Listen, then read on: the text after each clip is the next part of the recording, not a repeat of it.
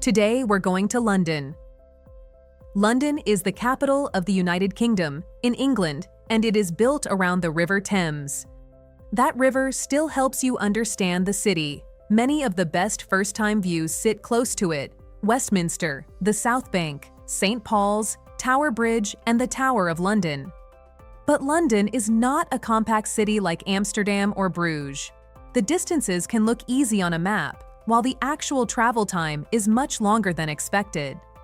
So the best way to visit London is not to rush from one famous site to the next. We start at Westminster, because this is where London becomes instantly recognizable. Here you have the Houses of Parliament beside the Thames, the famous clock tower, Westminster Abbey, and Westminster Bridge, all within a very small area. Most people call the tower Big Ben, although Big Ben is technically the Great Bell inside. But for travelers, the name has become part of the view. This stop works so well because you do not need to search for the London feeling. It is immediately there: the river, the traffic, the Gothic architecture, the bridge, and crowds trying to take the same photo from slightly different angles. Westminster is not the quietest place in London, and it is not the most relaxed. But as a first stop, it makes perfect sense. It gives you the official face of the city right away: Parliament, the Abbey, the Thames, and one of the most famous clock views in the world. From Westminster, we move to Royal London. Buckingham Palace is the official London residence of the British monarchy. And for many visitors, it is one of those places they simply want to see once. The palace itself is formal, controlled, and heavily photographed. Gates, guards, uniforms, and crowds are all part of the experience. If the changing the guard is taking place, it adds ceremony and movement. But it is worth checking the schedule before you go, because it does not happen in the same way every hour of every day. What makes this stop better is the area around it. St. James's Park is nearby, and that changes the mood completely. Instead of only standing at the gates, you can walk through one of London's most pleasant green spaces and arrive at the palace in a much softer way. So do not treat Buckingham Palace as just a quick fence photo. Combine it with the park, the walk, and the atmosphere around it. That is when this stop feels much less stiff. The Tower of London gives the city a much older and darker character. This place has been a fortress, a palace, a prison, and a treasury. That mix is what makes it so strong. The crown jewels bring the spectacle, but the stone walls and the long history give the tower its real weight. The tower also has its famous ravens. According to the old legend, if the ravens ever leave, the tower and the kingdom will fall. Right beside this area, Tower Bridge gives you one of the most recognizable views in the city. It is important not to confuse it with London Bridge. Tower Bridge is the dramatic one, with the two towers and the upper walkway. Together, the Tower of London and Tower Bridge make one of the strongest combinations in the city.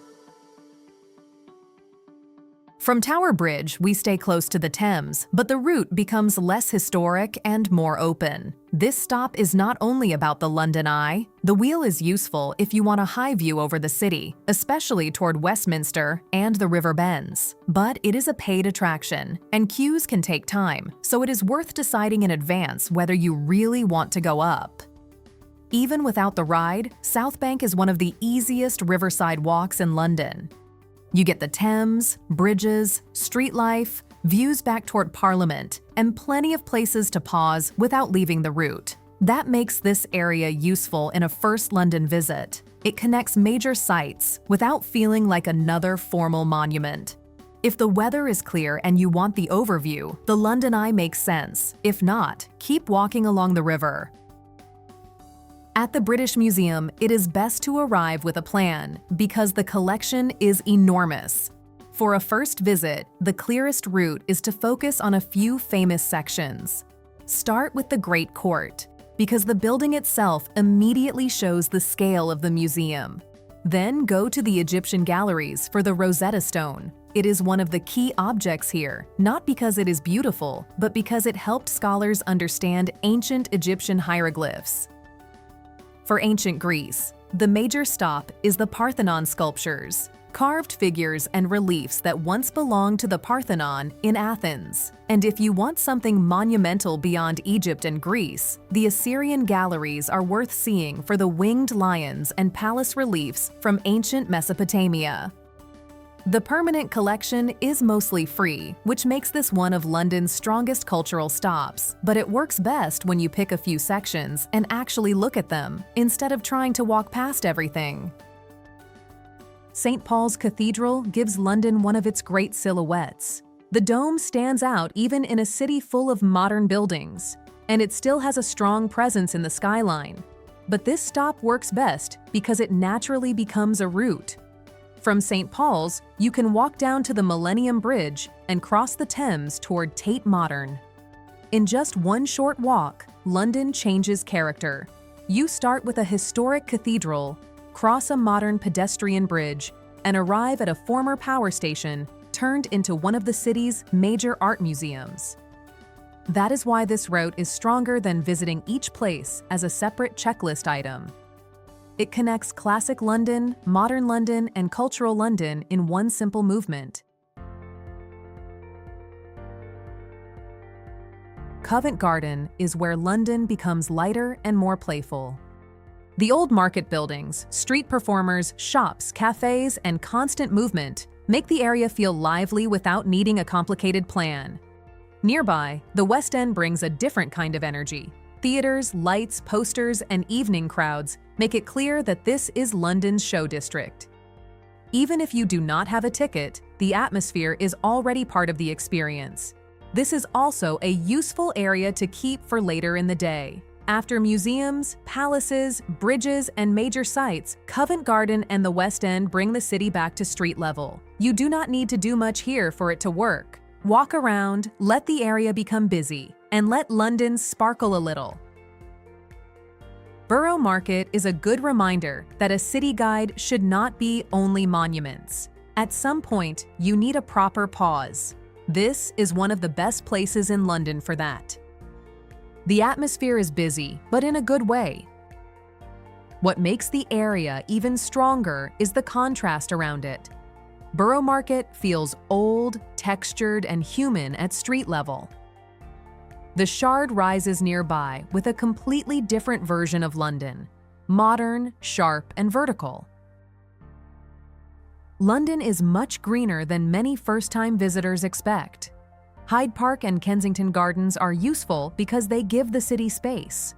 After several busy stops, this is where you can slow the pace without feeling that you are missing something important. That matters in London. If every part of your day is a major attraction, the city quickly becomes exhausting. A park stop gives you room to reset. You can walk, sit near the water, follow a path, or simply let the noise of the city move further away for a while.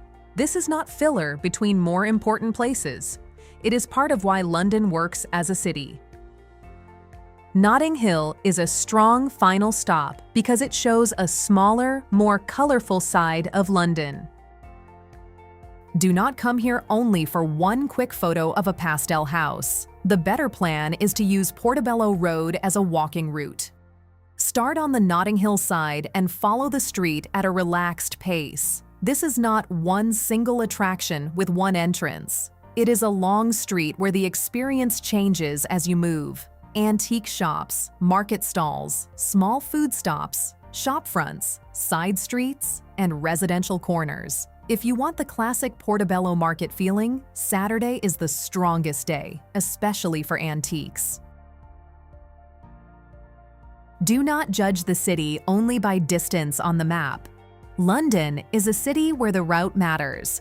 Sometimes the tube is the fastest choice, but sometimes a bus, a short walk, or staying along the river gives you a much better sense of where you are. For a first visit, it helps to think in simple zones: river views, Royal London, museum time, market stops, parks, and evening areas. That way, the city becomes easier to read without turning the day into a race. Also, leave small gaps in your plan. London is full of places where a quick stop easily becomes the best part of the day. If you enjoyed this guide, subscribe for free to Sophie's Places to See so you do not miss the next cities. Thanks for watching, and see you in the next video.